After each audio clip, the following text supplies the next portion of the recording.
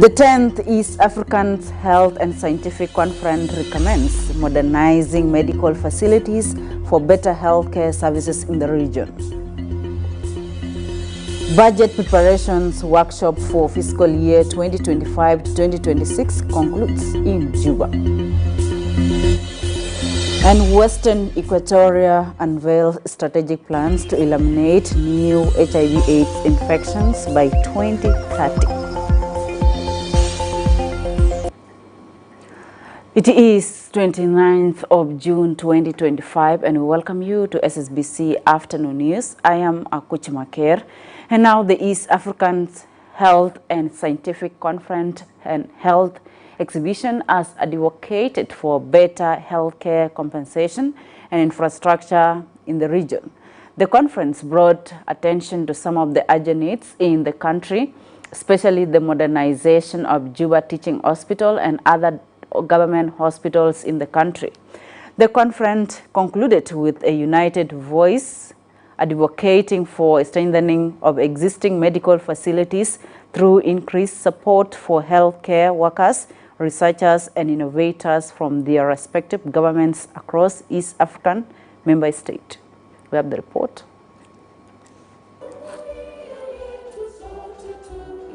In a significant move to reinforce the medical sector within the East African community, the 10th East African Health and Scientific Conference and Health Exhibition has concluded with a united voice advocating for strengthening of existing medical facilities through increased support for health workers, researchers and innovators from the respective government across East African member states. The conference witnessed the presentation of over 218 scientific research studies from across East Africa, with 78 submissions from South Sudan alone. These studies will serve as a foundation for medical comparison and solution.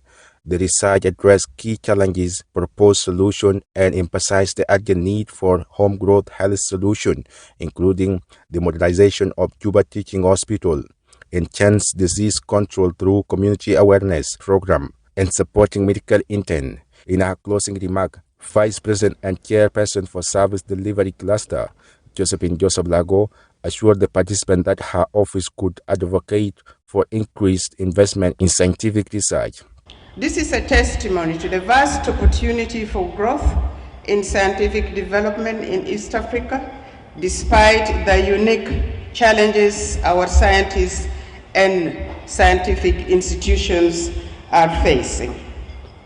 My office, as Chair for Service Cluster, will advocate for increased investment in scientific research,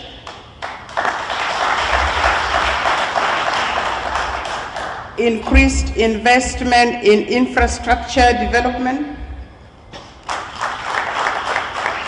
increased investment in human capital development in South Sudan and the region at large, to ensure translation of scientific findings into practical solutions for addressing regional challenges such as food security, healthcare, and environmental sustainability. Health Minister Sarah Equatorial reaffirmed South Sudan's commitment to collaborating with East African nations to strengthen collective capacity in responding to health emergency and disease outbreak. South Sudan is committed to work with other East African community nations to strengthen our collective capacity to respond to health emergencies and outbreaks. As we know, disease do not know borders. As part of this strategy, South Sudan has undertaken cross-border initiatives, especially at our southern and northern borders in Nimole and Rumbek, respectively. If we demand sustainable investment in health, financing, strengthening multi-sectoral partnership, improved research capacities, and community engagement at all levels of our health delivery chain, let us remember that health is not only a human right, it is a cornerstone of peace, stability, and economic development. Representing regional ministers, Beatrice Akur Moy praised the conference deliberation as a venerable process for the East African community. I want to appreciate the 3 days that we were able to follow the discussions, we were able to follow the presentations, the scholarly work you've put forward, and I want to tell you as a Chair Council of Ministers that it wasn't really just a visit. I can assure you the reason why I came here for 3 days was to disapprove the fact that we were told Juba is not safe. In the Ministry of Foreign Affairs, always, we take pride when we invite foreign dignitaries for Juba to hold conferences. I think after this conference, we expect to hold a lot of other international fora.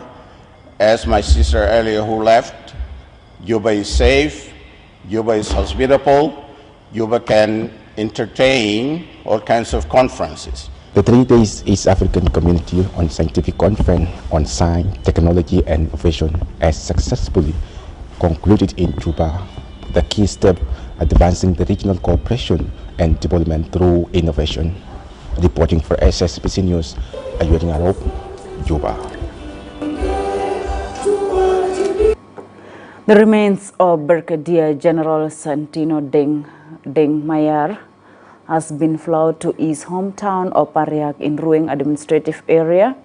For the late Deng passed away in Juba this month after a short illness.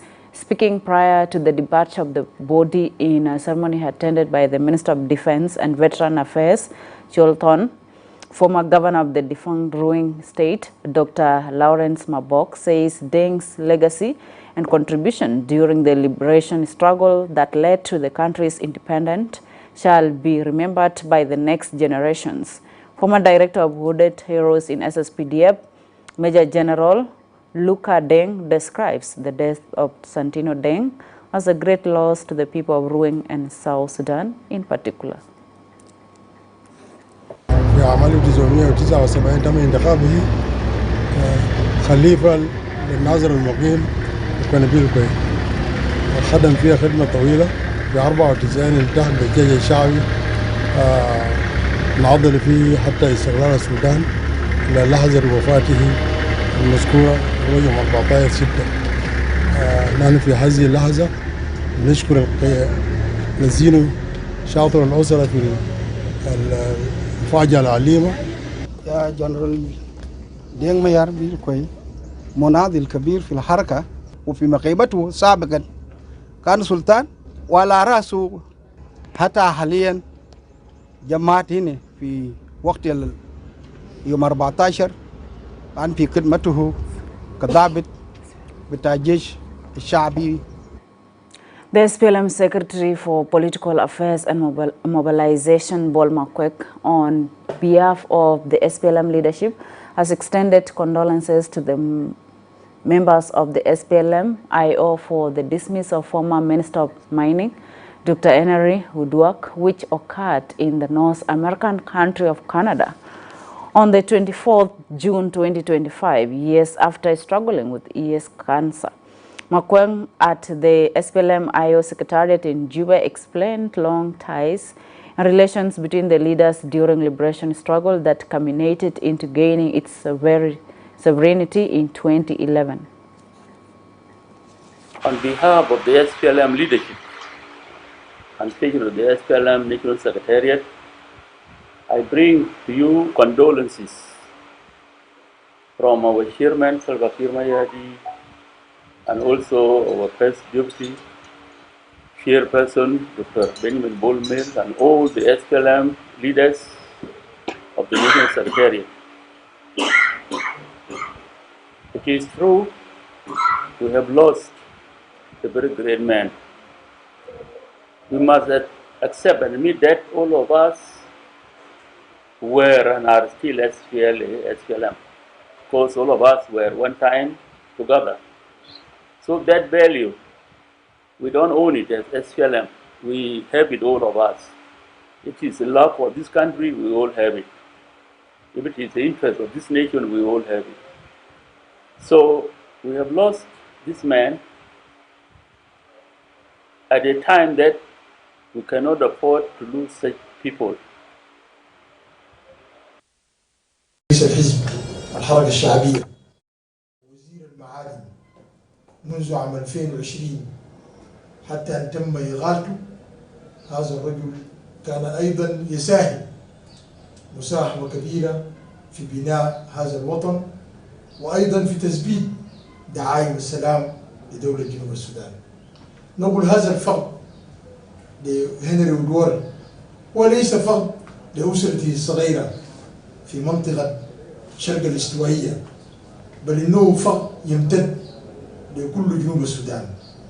وهذه الزيارة تأكيد أننا جميعا في مختلف أحزابنا السياسية نعمل سويا لبناء هذا الوطن ولتقديم الخدمات الأفضل للمواطن. The Ministry of Agriculture and Food Security has received 10 computers from FAO, the Food and Agricultural Organization of the United Nations, as part of digitization services.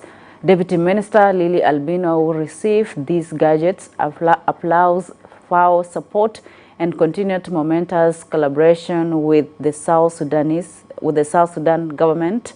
FAO country representative Meshach Malo says the UN agency would continue supporting Agriculture Ministry in various areas where assistance is needed. I want to thank FAO again for their partnership and always working closely and filling in the gaps when we are unable to come in as the government. And this is, I think, the second or third batch of computers that the ministry has been receiving at the headquarters, and also some of the computers have been sent to the states, as now the world is all technology, digitization. And so we will be able to work efficiently, connect efficiently, respond even to emails sometimes. On behalf of all members of our staff, we are very grateful. And what we can assure you as the ministry is that these computers will be put to good use to help in implementing all the projects that we are doing together, and to help in also implementing the programs of the ministry as far as developing agriculture and food security in the country.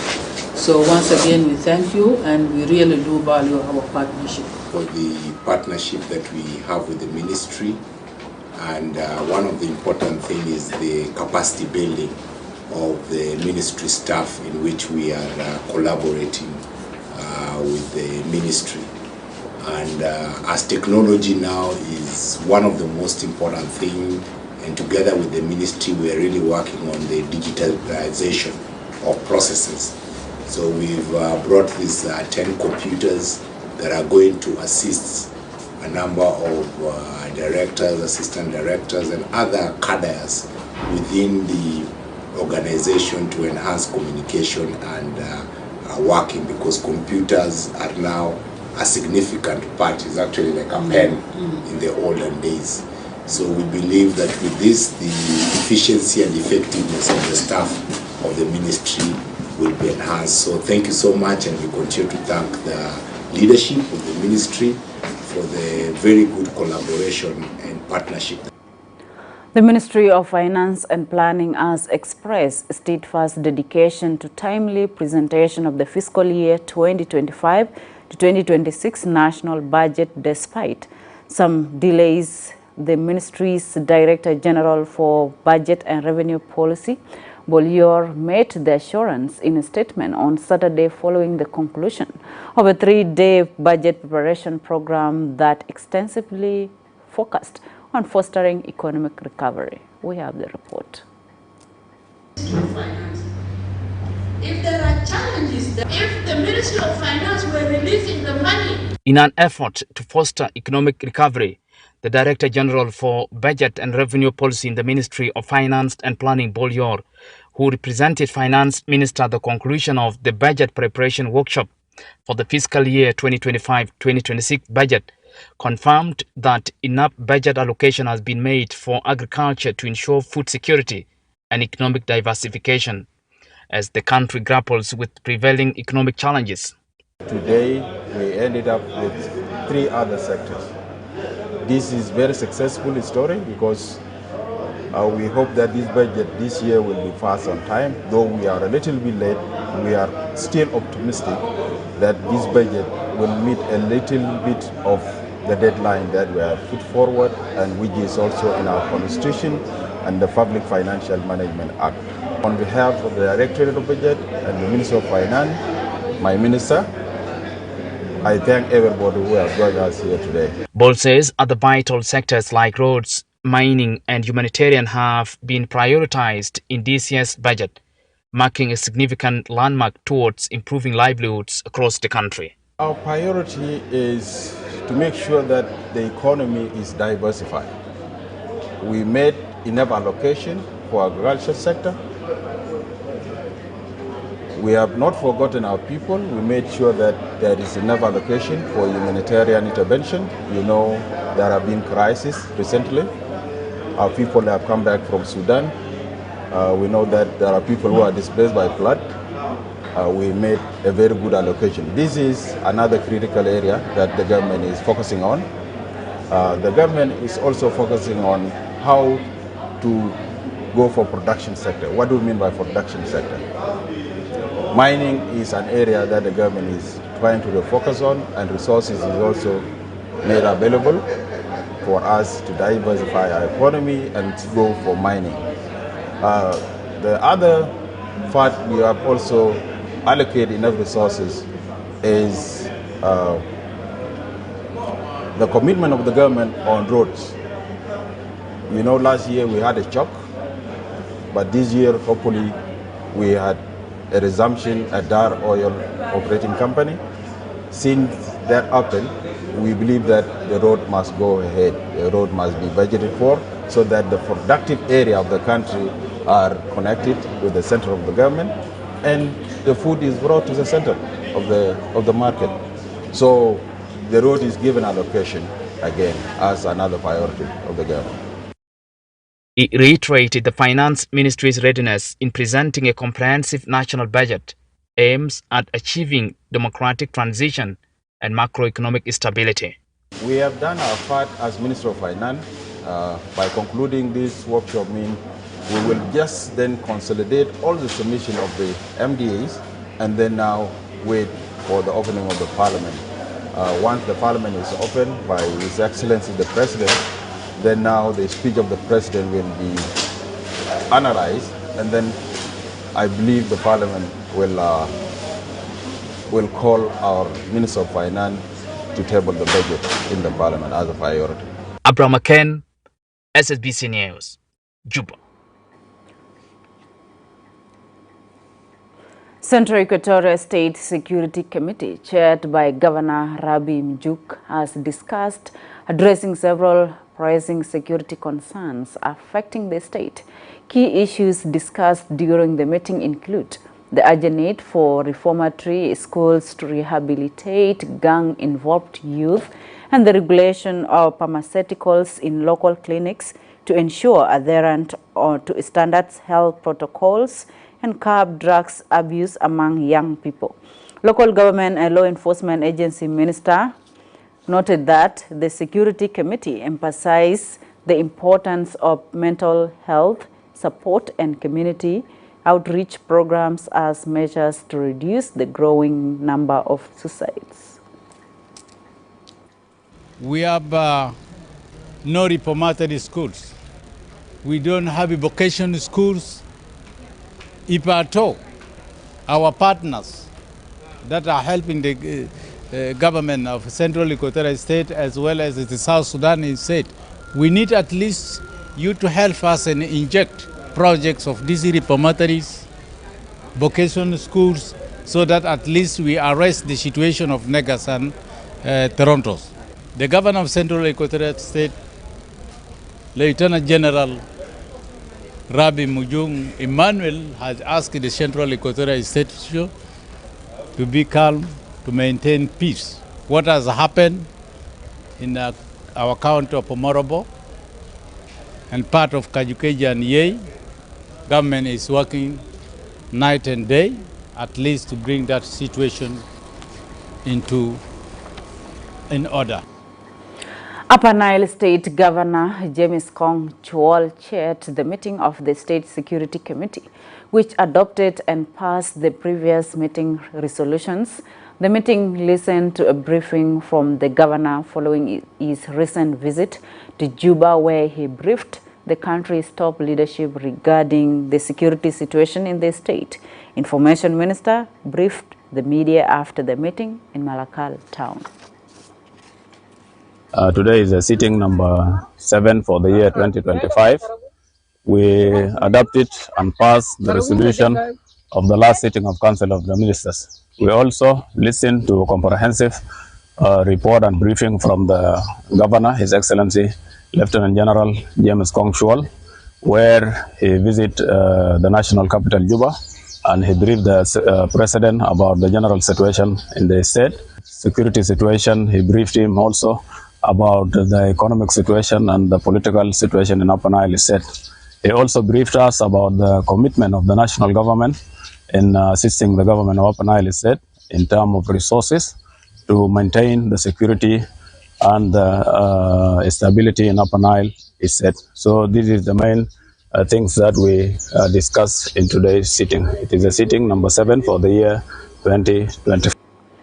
Government has launched HIV/AIDS strategic plan aimed at eliminating new infections by 2030. The plan aims at addressing inequalities, providing accessible testing and treatment, and preventing new infections.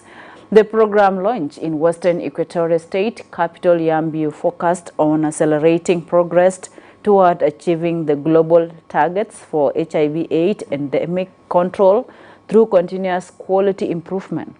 During the event, Acting Governor Daniel Ribasa called on communities to take personal responsibility in the fight against HIV/AIDS, and the Speaker of the State Assembly, Wakila Charles, underscored the importance of prioritizing health, noting that many people are still unaware of their HIV status. We will work together to make sure we end HIV/AIDS by 2030. We will campaign now to end this. We, the people of Western Equatorial, it's our time to arise to end HIV/AIDS now. We, when you go here, we, this is what we need to see. All of us, we know that our health is the greatest wealth. The people who are outside there, infected, and some of them, they don't know their status. This is our human resource. These are our voters. So our priority under your leadership, Your Excellency, is to look after the life of those people who are outside there. Our mission in the State Ministry of Health is to see that there is improvement in the health of human beings. With this support from our partners, as the document that we see, I want to thank the National Ministry of Health under the leadership of Honorable Sarah Cleto for sending to Western Equatorial State the team from the National World Bank delegation, including technocrats from the Ministries of Higher Education, Science and Technology, and of General Education and Instruction, are in a will to establish College of Agriculture at the Northern Bahr Ghazal University. This digital agriculture project has been initiated by Galileo International Management Institute in Israel with support from the World Bank. Speaking to the media after the meeting, the principal of Northern Bahr Ghazal University, Professor Stephen Chol, says the college will offer 3-year diploma and the top 10 students will be employed by the institutes in Israel. While David Dole, the project director for building skills for human capital development at World Bank, says the project will have positive impact on the agriculture sector. The project aims to engage 350 students, with 35% of them being girls. The reason for their coming here, or the aim for their coming here, is to establish College of Agriculture, digital project of agriculture. This is a very huge project, and it is initiated by Galilee Management International Institute in Israel. This college is going to admit 350 students from the state here, including the refugees and the IDPs. It is going to be a diploma for 3 years. Those students are going to study in this college, and the top 10 students are going to be taken to Israel later on for employment. When they go there for employment, they will support their families in the Republic of South Sudan. This project is very important for the government of South Sudan because we want to expand our agriculture sector, and to do that we must start at the higher learning institution. So this program has immense benefits to the country, and that is why we are here. We want to make sure that we have a positive footprint. This project have a positive footprint in the people here in the state of Northern. A 3-day capacity building program for members of Northern Bahr Ghazal State Assembly Committee on Finance and Planning concluded in the capital Awil this week.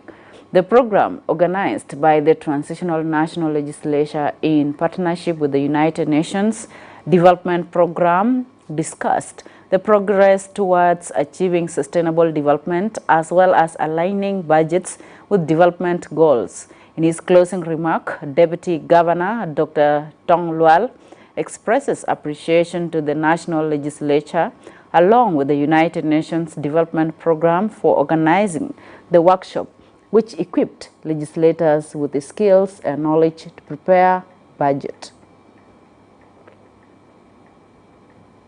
On the behalf of the government of Northern Bahr Ghazal State, we are very happy with the UNDP for organizing this vital and important training on financial management.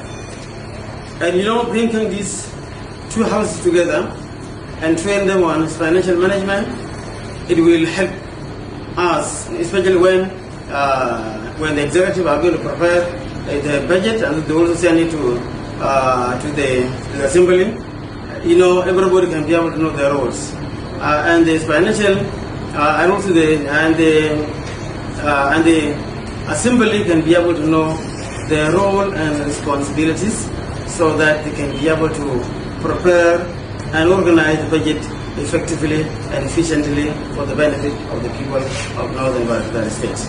أنا جينا للختام أي 3 أيام اللي كنا موجودين في شمال بحر الغزال أويل بقرض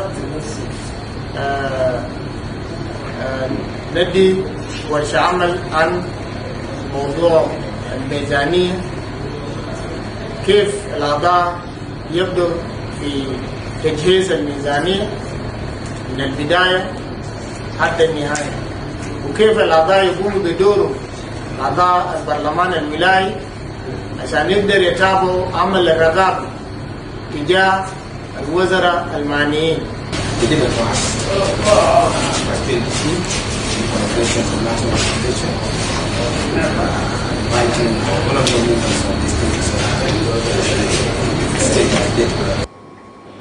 And now we are going for a short break. Stay tuned. We'll be back with more stories after the break.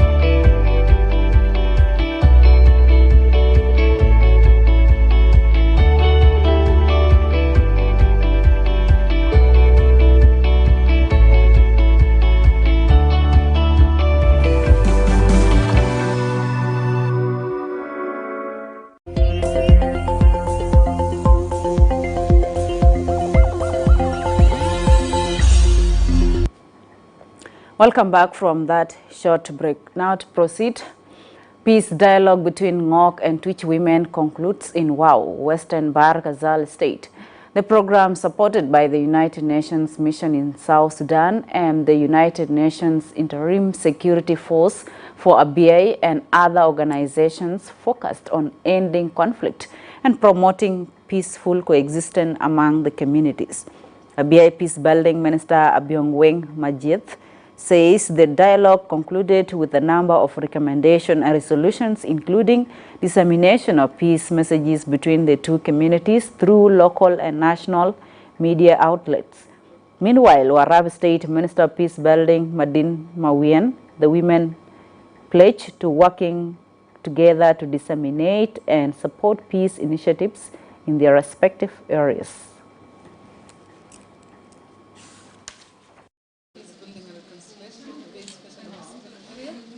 They've concluded the women of Morgan to dialogue regarding the peace, knowing that what united us more than what divided us as Morgan and Tut. We share history, we have a lot of historical history, and a lot of bylaws that united us. Today it was an amazing day because the women, they came as a woman, all of them, knowing their roles as women in peace building, and they're the mothers who suffered in these 3 years of the conflict. So today it was amazing because they united with the same mission and same value that they wanted peace. In the meeting or in the peace dialogue, women have agreed together to put their hands to support youth in implementing the peace dialogue between the sisterly communities, that is Ngok and Twitch. They also resolved that they will go and advocate for peace at their houses, at their neighbors, and even to their friends. They also mentioned that they will form groups that will work between the two sisterly societies to strengthen the peace initiative. It is very important that the women have actually suffered for many catastrophes in the conflict for the 3 years conflict that have arrived. The Catholic Relief Services has donated learning materials to Dr. John Garang Memorial University for Science and Technology as part of its educational initiatives around the globe. The materials aims at supporting students and improved learning and teaching environment. Speaking upon receiving the donation, the university's Vice Chancellor, Professor Abraham Atoch Dal, appreciates the Catholic Relief Service for the donation. This is unexpected, but it so happened that we have received a donation from CRS. And therefore we will promise that our connection with CRS will not be limited to anything, but to mutual cooperation and mutual understanding, and we will always cooperate. Amidst growing concerns over child rights violation in Africa, authorities in Central Equatoria are strengthening policies to combat child labor and abuse. This comes during the belated commemoration of the Day of the African Child held at Juba 1 Girls Primary School, emphasizing the need for effective planning and budgeting for children's rights. We have the report. The Day of the African Child, established in 1991 by the African Union to honor the 1976 Soweto Student Uprising, is a platform to advocate for children's rights and welfare. This year's event featured people's debate on the motion, "Recruiting children as soldiers is good," with Juba 1 Girls Primary School supporting and Juba 1 Boys Primary School opposing. The debate aims to sharpen people's critical thinking and raise awareness about child soldiering. Representing Central Equatoria Ministry of General Education and Instruction, Emmanuel Ladu Andrea, reaffirmed the government's commitment to quality education and improving teachers' welfare. The day, as spelled out earlier, is mainly to commemorate the resilience that was put forward by the children in Soweto to make sure that the rights of children are also observed. Kenyi Edward Simon from SOS Children's Village highlighted the need to promote child rights and good governance. We advocate children's rights, and we are focusing on 4 major thematic areas. One is to support children's education, especially those who lost parental care or they are in verge of losing parental care. Teacher representatives Kamis Arcangelo Abbas raised a concerns about challenges facing educators, a feeling for justice in a reported gang rape case involving a 19-year-old girl. For the Ministry of Gender, Child and Social Welfare, and we are calling you to carry on awareness for all the learners, that include boys and girls, so that they protect themselves from such heinous behaviors in the society. This year seems reflect progress by African Union member states in advancing child protection laws and policies. Dutak Pinjok, SSBC News. Anua King His Majesty Akwai Agada Akwai appeals to South Sudanese to unite and support government efforts in search for sustainable peace and tranquility in the country. The king made the appeal upon arrival in Juba from the United States for a medical mission. A member of the Transitional National Legislative Assembly, David Akwai, spoke on behalf of the community. So he has been there. We have come to receive him here at the airport. He is in good health, and he will be here with us for some time before he proceeds to the Anuak Kingdom in Pochala. So he has been there for some time. He has been taking treatment, and we are all happy as a community that our king has come back in peace. He has come back in good health. So we are all pleased and we are all happy with all our politicians and our cultural dancers. We are all around here to receive him in happiness. We are always happy to see that the leader of the community is healthy and strong. My name, King of the Anuak Akwai Agada Akwai Cham Gilo. I want to say thank you. The communities of South Sudan, 64 tribes, need to be united under one government. The General Assembly of the South Sudan Volleyball Federation-elect Mary Ayen Majok, chairperson of the General Council of the Federation, delegates from the 10 states and the 3 administrative areas administer this first election under the supervision of a steering committee. Other office bearers elected are Samuel Pawant and Secretary General Jose Makur, Finance Secretary, acknowledging a victory in the elections. The chairperson-elect of the Federation's Council, Mary Ayen Majok, calls upon members to unite and work to achieving the goals of the Federation, expressing the need to develop volleyball into a professional sport activities.